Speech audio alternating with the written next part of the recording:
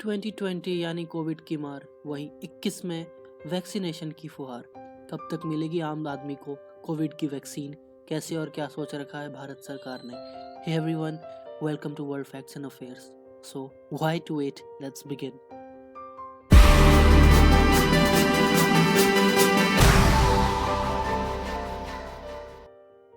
भारत में वैक्सीनेशन की तैयारी शुरुआत हो चुकी है, जिसका प्रथम चरण 1 से 2 हफ्ते में शुरू होने की संभावना है। अभी भारत में वैक्सीन उत्पादन का केंद्र पूना होने वाला है, जहां से पूरे भारत में वैक्सीन की सप्लाई रेल, रोड और हवाई जहाज के माध्यम से की जानी है। वैक्सीनेशन के लिए देश को 4 जोन में बांटा गया है: east, west, north and south. इसी के तहत देश में 4 रीजनल वैक्सीन डिस्ट्रीब्यूशन फैसिलिटी बनाए गए हैं।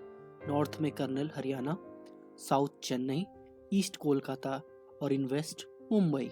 देश के चारों कोनों में वैक्सीन पहुंचाने के लिए भारतीय वायुसेना भी अपना योगदान देगी। इन स्टोरेज केंद्रों से वैक्सीन अलग अलग राज्यों में स्पेशल रेल और रोड के माध्यम से वहां के स्टोरेज केंद्रों में पहुंचाई जानी है, जहां से वैक्सीन स्पेशल रेफ्रिजरेटेड वाहनों के माध्यम से अलग अलग जिलों के स्टोरेज प्लेसेस पर पहुंचाई जाएगी। वैक्सीन लगाने के लिए हर जिले में इलेक्शन की तरह वैक्सीनेशन बूथ बनाए जाने हैं।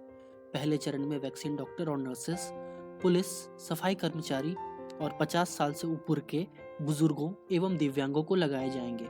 इन सब के डिटेल्स हॉस्पिटल तथा वोटर आईडी से एकत्रित किया जाना है।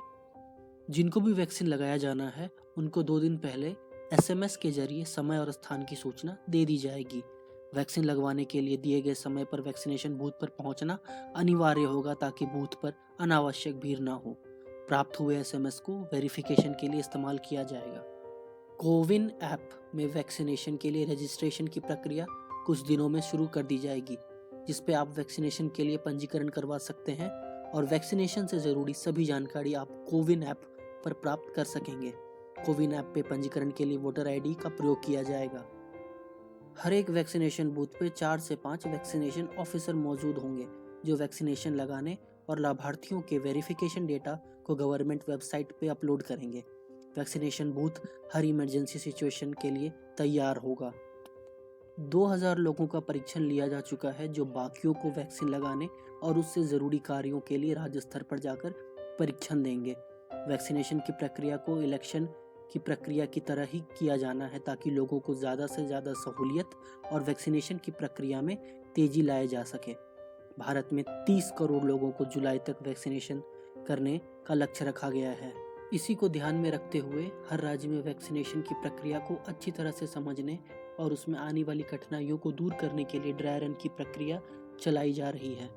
दूसरों को कोविड का खतरा से बचाने के लिए वैक्सीनेशन बूथ पे प्रवेश और निकासी के लिए अलग अलग द्वार होंगे और संक्रमण न फैले, इसीलिए प्रत्येक दिन केवल 200 लोगों को ही एक बूथ पे वैक्सीन लगाया जाएगा।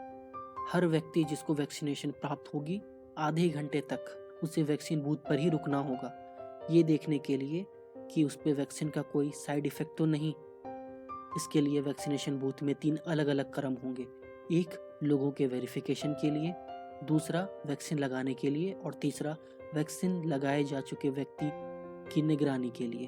पहले चरण में वैक्सीन प्रत्येक व्यक्ति को मुफ्त में मिलेगी। वैक्सीन लगवाना या न लगवाना लोगों की अपनी पसंद होगी, इसमें किसी भी तरह की बाध्यता नहीं है।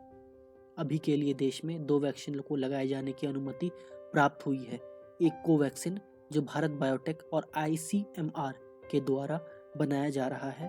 ये 2 डोजेज वाला वैक्सीन है, जो 28 दिन के अंतराल में दिया जाएगा। इसके तीसरे चरण का ट्रायल 26,000 से ज़्यादा लोगों पे किया जा रहा है, जिसका परिणाम उत्साहपूर्वक है।